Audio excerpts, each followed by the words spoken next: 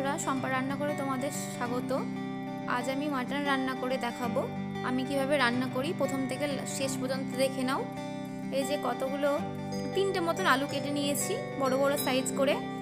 তারপর 10টা মতন শুকনো লঙ্কা, অল্প রসুন ও 2টো কাঁচা লঙ্কা, কিছুটা আদা, আর এর ভিতরে একটু গোটা জিরে দিয়ে এটা মিক্সিতে পেস্ট করে নেব। এই যে আমি গোটা জিরে দিয়ে দিচ্ছি, অল্প করে জল দিয়ে দিলাম। তারপর দেখো আমি পেস্ট করে নেব। তারপর আলুগুলো আমি ভেজে নেব। দেখো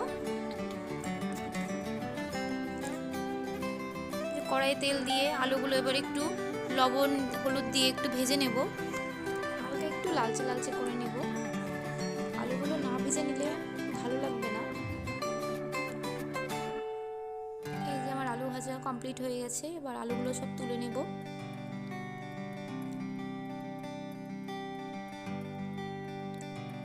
এবার অল্প করে তেল দিয়ে দেব। মাংস একটু বেশি তেলই লাগে। তারপর 2টো এলাচ, অল্প দারচিনি ও কিছুটা গোটা জিরে তেলের মধ্যে দিয়ে কেটে রাখা পেঁয়াজগুলো ভেজে নেব একটু।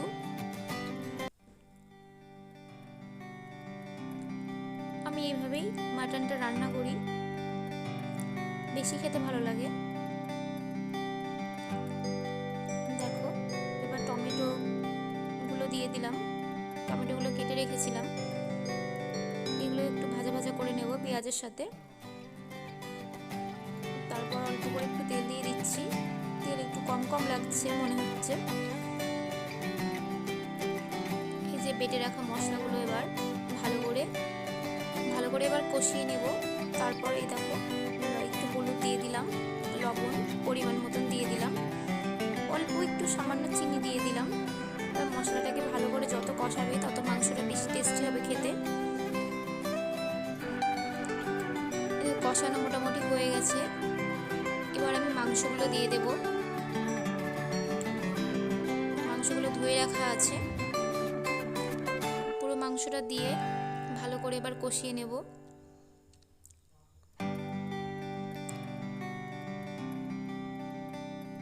গ্যাসে বেশি জোর দেবে না, অল্প আছে রান্না করবে, তাহলে মাংসটা সেদ্ধ হয় ভালো। এই দেখো মাংস থেকে অনেকটা তেল ছেড়ে দিয়েছে, মোটামুটি আমার হয়ে গেছে মাংসটা কষানো। এরপর একটু জল দিয়ে দিচ্ছি সামান্য। তারপর একটু ঢাকা দিয়ে দেব। একটু ঢাকা দিলে মাংসটা ভালো সেদ্ধ হবে। ঢাকা 10 মিনিট মতন রেখে তুলে নিয়ে এবার ভেজে রাখা আলুগুলো ওর ভিতরে দিয়ে দিচ্ছি। তারপর এবার নাড়াচাড়া করে আবার ভালো করে কষিয়ে নেব। এবার ধুয়ে কতগুলো চর্বি ছিল সেগুলো ধুয়ে রেখেছিলাম, সেগুলো এবার দিয়ে দিচ্ছি।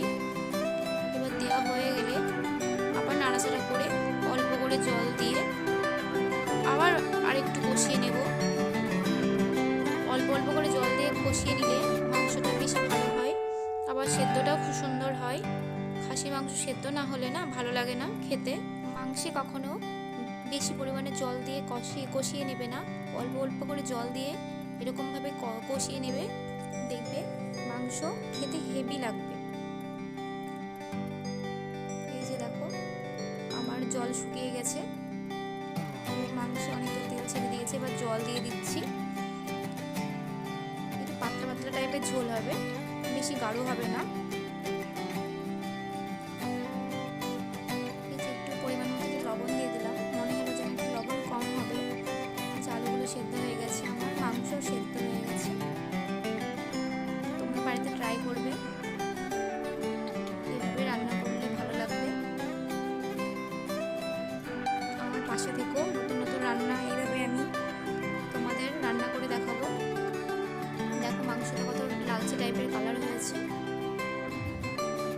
এবার মাংস আমার কমপ্লিট, এবার আমি নামিয়ে নেব। এই যে আমি নামিয়ে নিলাম। দেখো কত সুন্দর লাগছে দেখতে। নতুন নতুন রান্না দেখতে হলে শম্পা রান্নাঘরে এইভাবে পাশে থেকো, লাইক অ্যান্ড সাবস্ক্রাইব করে দিও। বাই।